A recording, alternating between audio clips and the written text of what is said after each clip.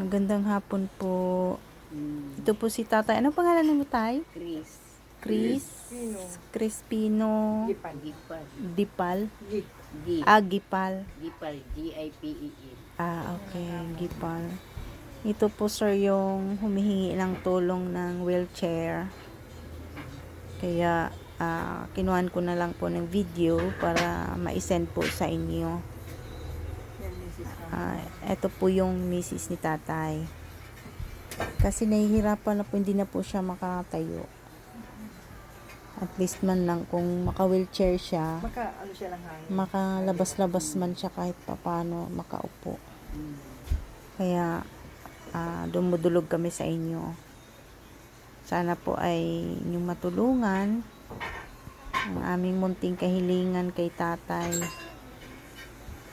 Kahit papano po ay siya, makaupo-upo man siya sa labas. Mga ilang taon na po siyang ganyan ay?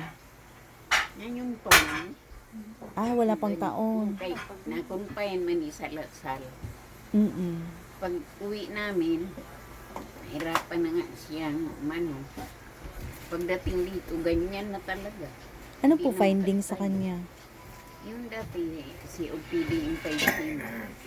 Panigarilyo nga noong Oo.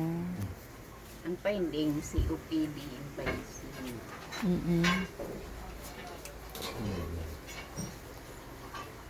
At saka mababa yung potassium niya. Yung din isa Oo, kasi pag mababa ang potassium, yun talaga yung mga kaso-kaso. Oo. Noon, doon doon kami sa probinsya. Kaya lang binigyan siya ng potassium chloride. Na nakarecover siya. Dito na pag-uwi namin, bigla naman. Sa probinsya kasi na kahit papano makakapag-exercise, lakad-lakad. Lagi kami doon magpahangin, malapit sa dagat. Ano ba probinsya nyo, Nay? Surigao del Sur. Dito kasi tayo, paglabas, yan lang. Layo ng dagat. Bislig City.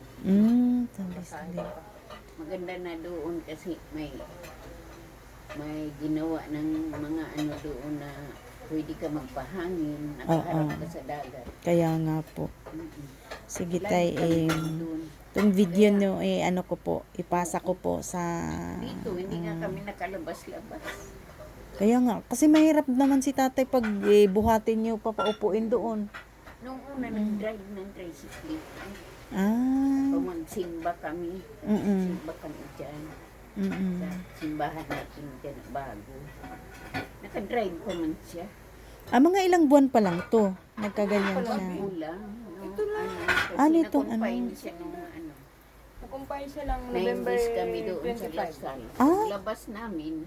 Yan na, hindi na siya November 7. December 7. December 7 lumabas siya. Ay, di ilang araw pa lang. December 7. Wala siyang therapy, Nay. Wala pa nga. Hindi pa namin napacheck up. Yun na nga balak namin na ipacheck up. Mahirapan man kami kung walang wheelchair. Oo. Nung una punta doon sa sa ambulance, naka-stretcher man siya. Oo. Hindi man siya tumayo. Stretcher. Oo, kasi yun may gulong din naman yung nila. Tinulak nila sa barangay. Ng ambulance. Sige Pagdala na. sa Lasal, ganun din. Tinulak. Oo. Kaya inulit namin, dinala namin sa Tracy din kay ikumpay namin ulit. Sus, wala mong bakante. Hirap kaya ang tracing. Hirap ang Pag, yun ang mahirap dyan. Diyos ko. Mula umaga hanggang hapon. Pagkahapon, ilipat kami doon sa Bacoor.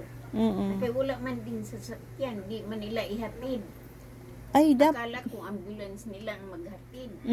Kami pala mag-provide. Sabi ko, uwi muna kami sa bahay. Kasi sinundo man kami dito ng barangay. Nahihirapan na nga yung tao.